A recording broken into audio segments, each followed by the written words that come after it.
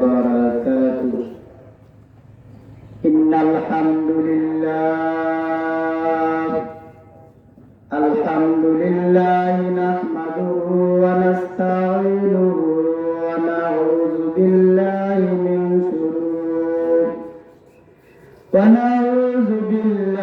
من شرور أنفسنا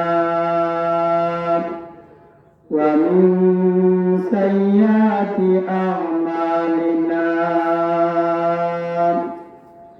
من يهده الله فلا مضل له ومن يضلله فلا هادي له. ونشهد أن سيدنا وسندنا وإمامنا وقدوتنا ومولانا محمدا عبده ورسوله الذي أرسل إلى الناس كافة بشيرا وداعيا إلى الله بإذنه وسراجا وقمرا منيرا. أما بعد فقد قال الله تعالى في كلامه المجيد وفي فرقانه الحميد. أعوذ بالله من الشيطان الرجيم. بسم الله الرحمن الرحيم. ولا تلبسوا الحق بالباطل وتكتموا الحق وأنتم تعلمون. وأقيموا الصلاة وآتوا الزكاة واركعوا مع الراكعين. صدق الله العظيم وصدق رسوله النبي الأمي الكريم. ونحن على ذلك من الشاكرين والساجدين والحمد لله رب العالمين. وقال النبي صلى الله عليه وسلم: شعبان الشهر رمضان شهر الله. الصلاة مفتاح الجنة. وقال تعالى: إن الله وملائكته يصلون على النبي يا أيها الذين آمنوا صلوا عليه وسلموا تسليما. اللهم صل على محمد وعلى آل محمد كما صليت على إبراهيم وعلى آل إبراهيم إنك حميد مجيد. اللهم بارك على محمد وعلى آل محمد كما باركت على إبراهيم وعلى آل إبراهيم إنك حميد مجيد. قال رب اشرح لي صدري ويسر لي أمري واحلل عقدة من لساني يفقهوا قولي. ربي زدني علما ربي زدني علما نافعا وزحما زكيا وعملا صالحا قالوا سبحانك لا علم لنا إلا ما علمتنا إنك أنت العليم الحكيم صلى الله على سيدنا ومولانا محمد وعلى آله وأصحابه وسلم إلهي दिखा दे हमें दियार मदीना इलाही बला दे हमें गुबार मदीना बलगल्लौला बिकमालिही कशफद्दुजा बिजमालिही हसनत जमीउ खिसालिही صلوا عليه وآله توحید کی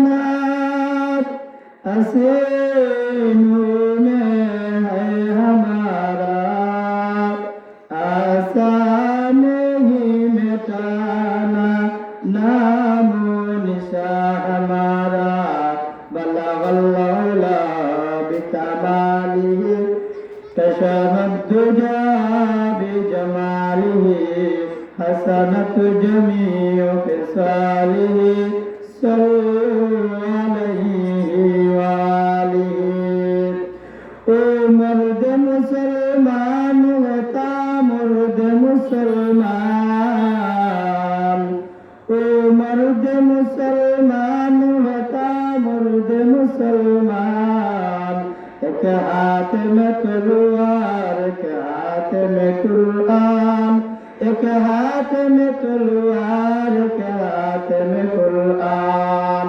توحید دوسری دین امانت ہے ہمارا المرد کیا مرغ نشانہ لا الہ الا اللہ إله إلا الله لا إله إلا الله سبحان الله الحمد لله لا إله إلا الله سبحان الله الحمد لله لا إله إلا الله তুমি বাঁচাও তুমি মারো অবিরত ক্ষমা করো ধরার যেজন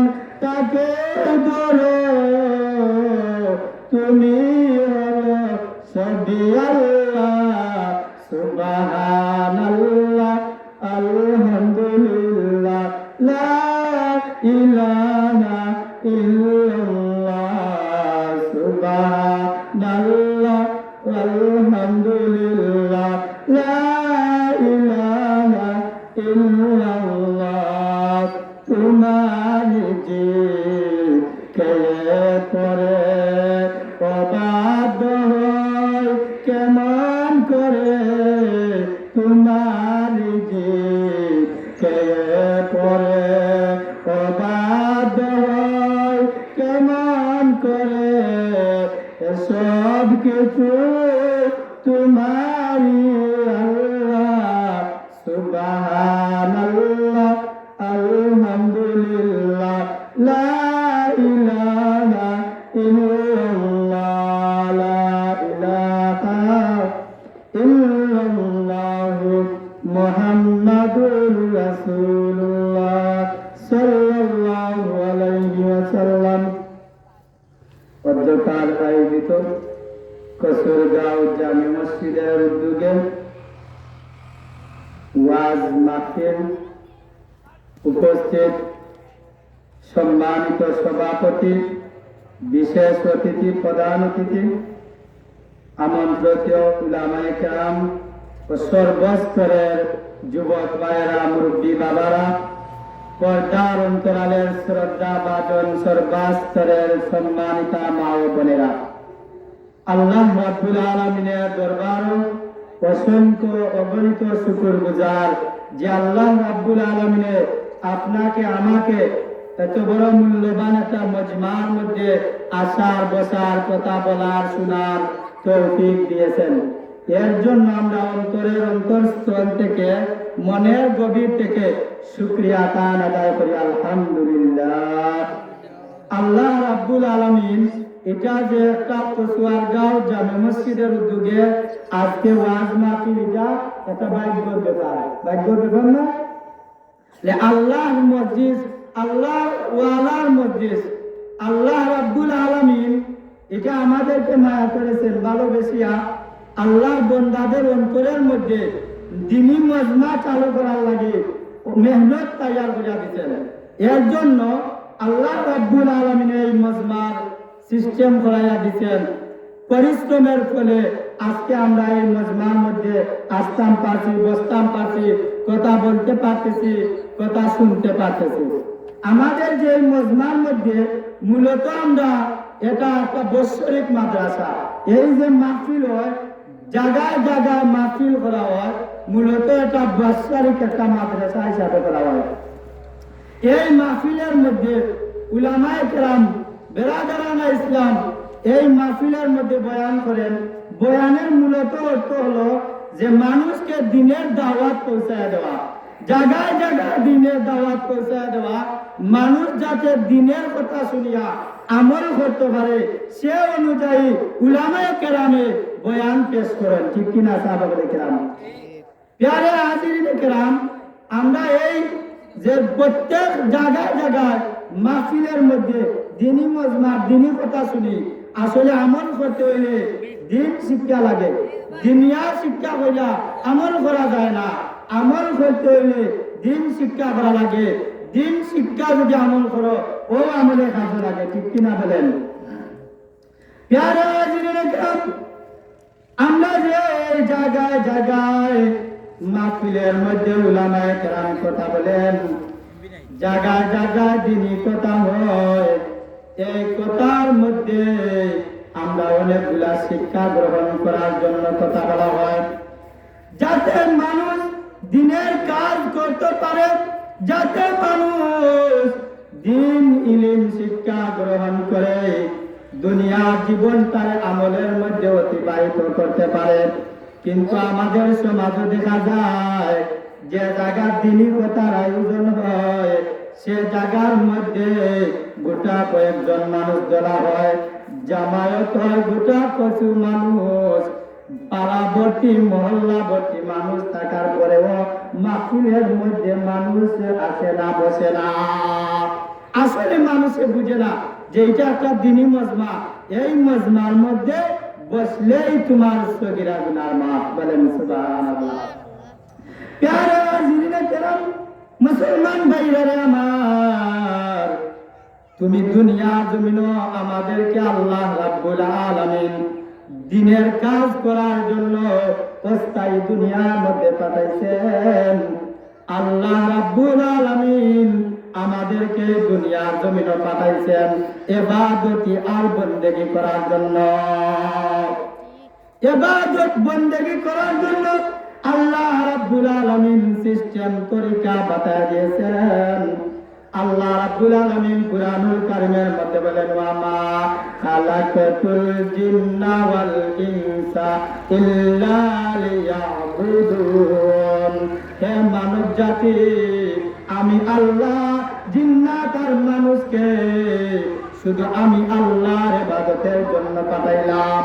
আর আমাদের সমাজে দেখা যায় মানুষ দুনিয়ার জমিনে আসিয়া তাদের ব্যক্তিগত কাজের মধ্যে ভর্তি হয়ে যায়, আল্লাহর কাজে বাদ দিয়া মানুষ দুনিয়াবি কাজের মধ্যে লেগে যায়।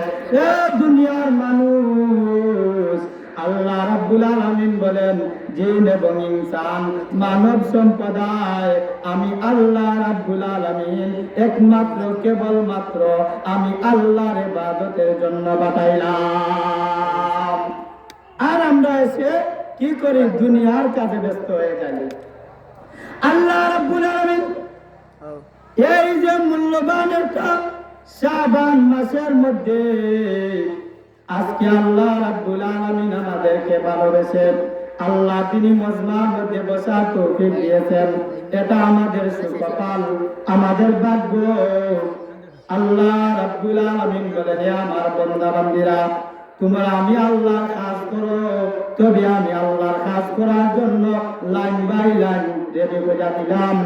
আমি আল্লাহ রাব্বুল আলামিন আমার কাজ করার জন্য আমি আল্লাহ হুকুম করলাম, আর কোন পথে তুমি কাজ করবা।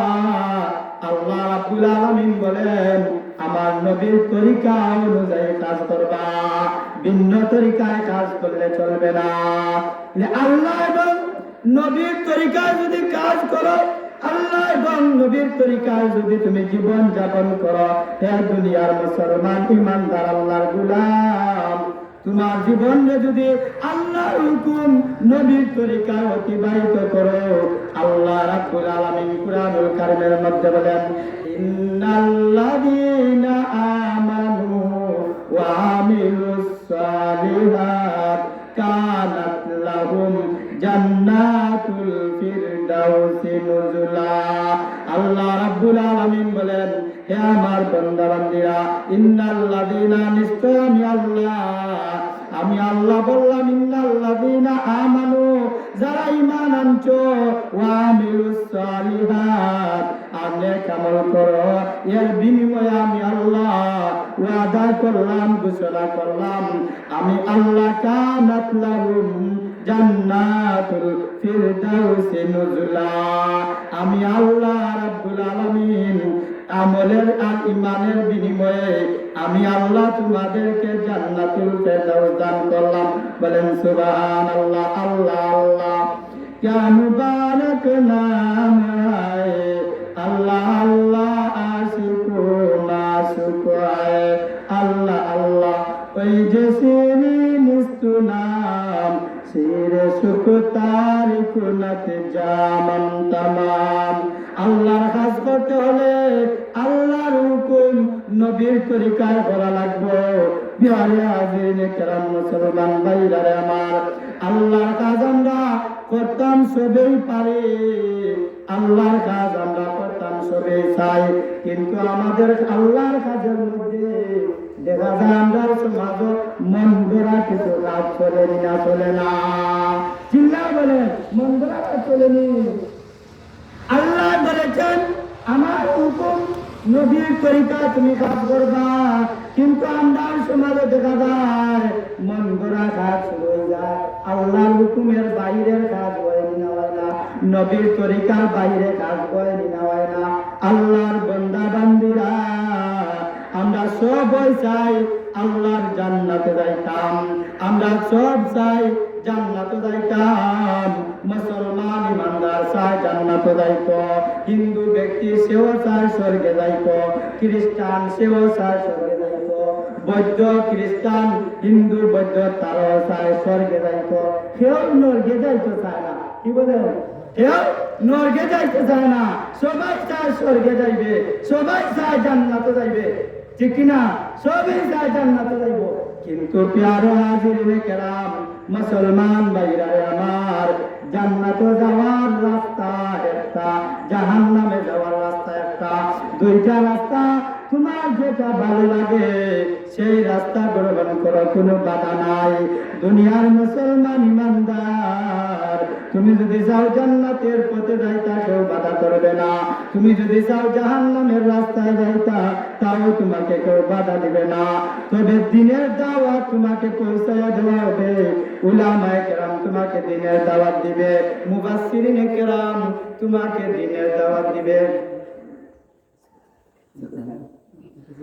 আল্লাহর বান্দা বান্দীরা, আমরা যে সমাজের মধ্যে আসলাম, এই সমাজটা বড় ভয়ঙ্কর সমাজ, এই সমাজটা এমন সমাজ তুমি যে রকম চলো চলতে বারবার কোনো বাধা নাই, তবে তোমাকে উপদেশ দেওয়া হবে। আল্লাহ রাব্বুল আলামিন বলেন, তা'মুরুনা বিল মারুফ ওয়া তানহাউনা আনিল মুনকার। সব কাজের আদেশ উলামায়ে কেরাম করবে, ভালো মানুষরা সব কাজের আদেশ করবে। মন্দ কাজ তুমি পারি গইয়া থাকবার লাগে আল্লাহ ওয়ালারা তোমাকে বলবে। তবে তোমার স্বাধীনতা, তুমি যদি আল্লাহর কথা মানো না তাকে তোমাকে বাধা দেওয়া যাবে না। তুমি যদি চাও তোমার মন গড়া চলতায় তোমার কেউ বাধা দিত না।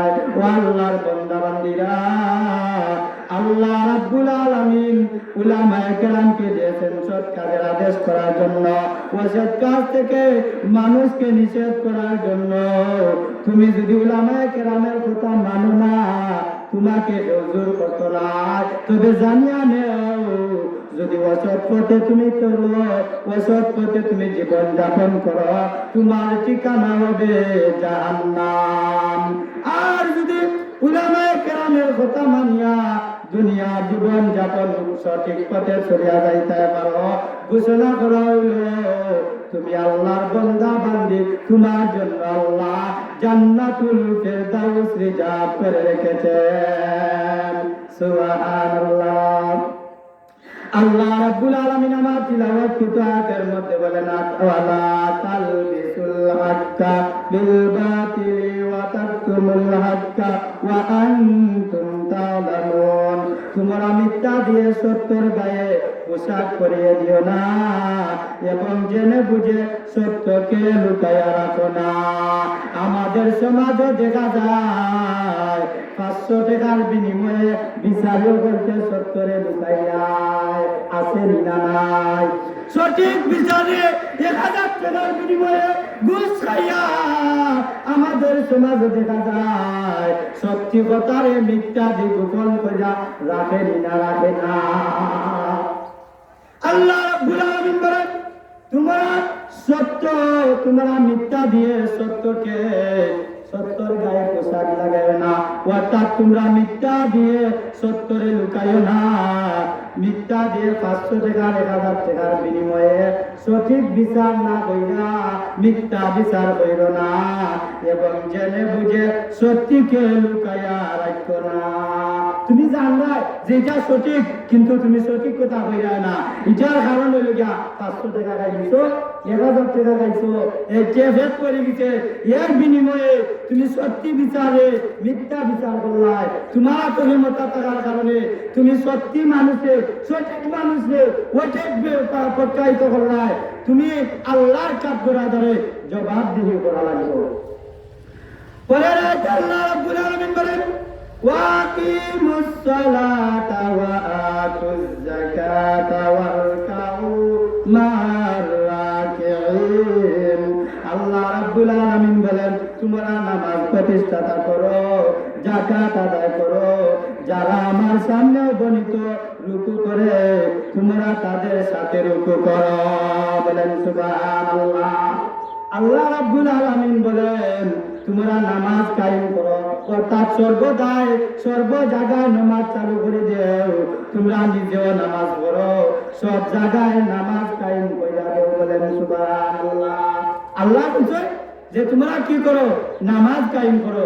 আর আমরা কি তা করি, আমরা নিজে নামাজ পড়ি, অথচ আমার পাশে দি আমার ভাই একটা যায়, আমার চাচার ঘরে ভাই একটা যায়, পার্শ্ববর্তী ভাই একটা যায়, মুসলমান ভাই একটা যায়, আমরা তাদের নামাজের কথা কই না, আমরা নামাজের দিকে লই আই না, নামাজ প্রতিষ্ঠা করি না, অথচ আমরা খালি নামাজ পড়ি আর পড়াইয়া যাই। ঠিক কিনা সাহাবায়ে কেরাম? প্যারা হাজিরিনে কেরাম, আল্লাহ রাব্বুল আলামিন বলেছেন তোমরা নামাজ কায়েম করো, অর্থাৎ নামাজ সর্বগায় চালু করে দেও। তোমার ঘরে নামাজ চালু করে দেও, তুমি রাষ্ট্রের মধ্যে নামাজ চালু করে দেও, বাজারের মধ্যে নামাজ চালু করে দেও, মাজারের মধ্যে নামাজ চালু করে দেও। আমরা তো মাজারের মধ্যে গান বাজনা চালু করিয়া উরুসের নামে দুরুস গাই, কিন্তু নামাজ আমরা কায়েম করিয়া দেই না। আর যদিও কেউ নামাজের কথা কয়, আমি মুসলমান তুমিও মুসলমান, আমারে তুমি নামাজের কথা কেনে কইবা? কই না, তুমি যাও হিন্দুরারে গাদাওয়া দেও।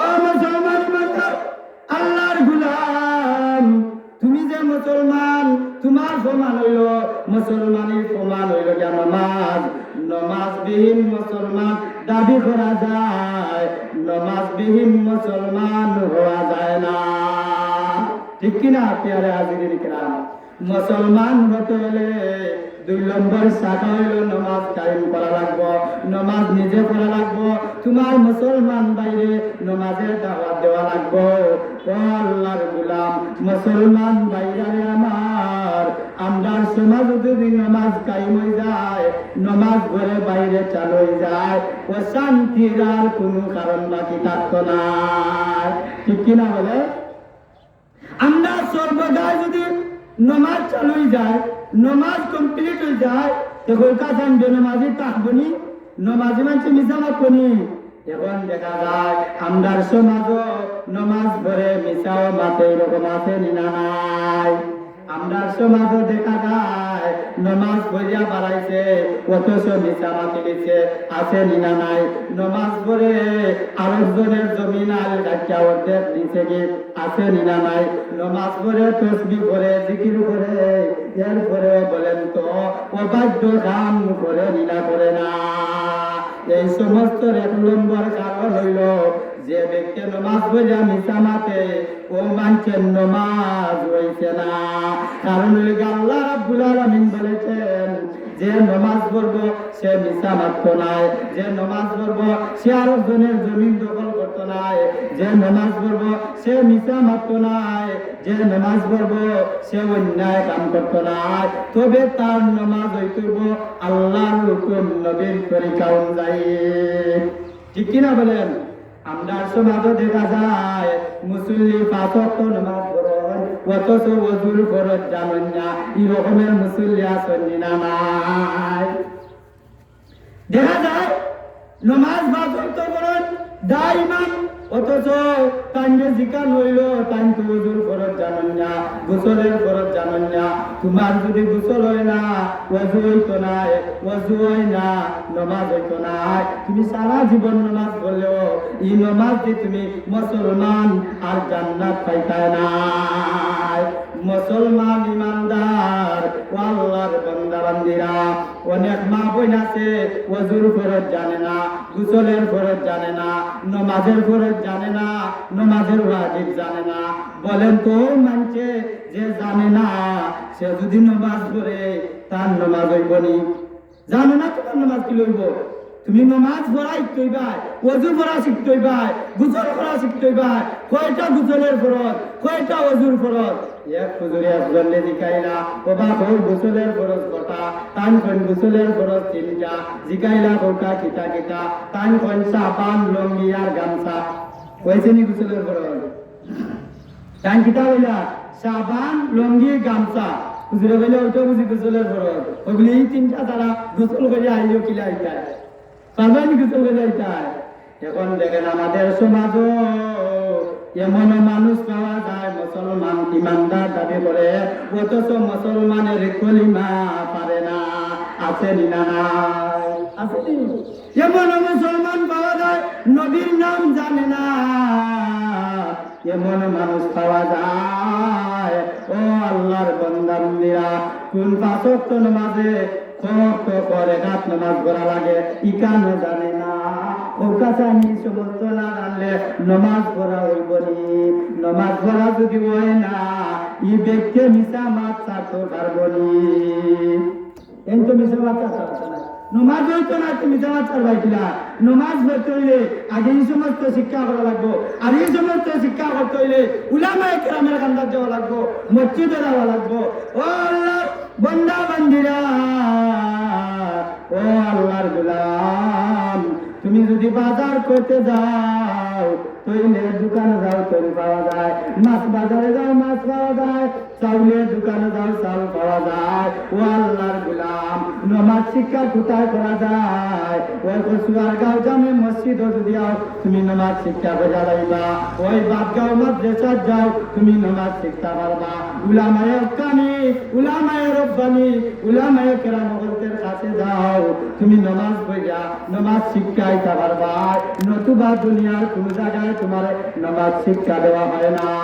বাজারে যাও তুমি নামাজ শিক্ষা পারতাই না, চাউলের দোকানে যাও তোমার নামাজ শিক্ষা হইতো না, মাছ বাজার যাও মাছ বাজার গেলে নামাজ শিক্ষা পারতাই না। ও আল্লাহর বান্দা, আল্লাহর গোলাম, আজকে কসুরগাঁও জামে মসজিদের সম্মিলনে ওয়াজ মাহফিলে যদি আয়া বইয়া যাইতে পারো, ও আল্লাহর গোলাম, নিশ্চয় তুমি আল্লাহর পরিচয় পাইয়াই বাড়ি যাইবা। আতিনা ফি দারে দুনিয়া না হাসান, আতিনা ফি দারে উকুবা না হাসান। ও আল্লাহর বান্দা বান্দিরা, মুসলমান ভাইরা রে, তুমি যে এই দুনিয়ার জমিন বাজার ফাটাইলাই, তুমি চিন্তা করছো নি একবার তোমার মেধা খাটাইলাইনি? এই দুনিয়ার জমিন যে বাজার ফাটাইলাই, এই বাজার তোমার কাম লাগবনি। তুমি ছেলে সন্তান দুনিয়ার জমিন পয়দা করলাই, এই ছেলে সন্তান তোমার কাম লাগবনি, মা বাপ তোমার কাম লাগবনি, ভাই বোন তোমার কাম লাগবনি। এটা আমরা জানার দরকার আছে না নাই?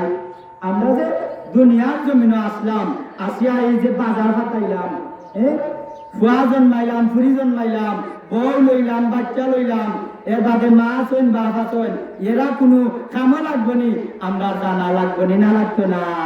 লাগবনি বলেন না জুড়ে? আল্লাহর গোলাম, আমরা যে বাজার ফাটাইয়া দুনিয়ার জীবনে সুন্দর করলাম, এই জীবনটা আমরা কামা লাগবনি।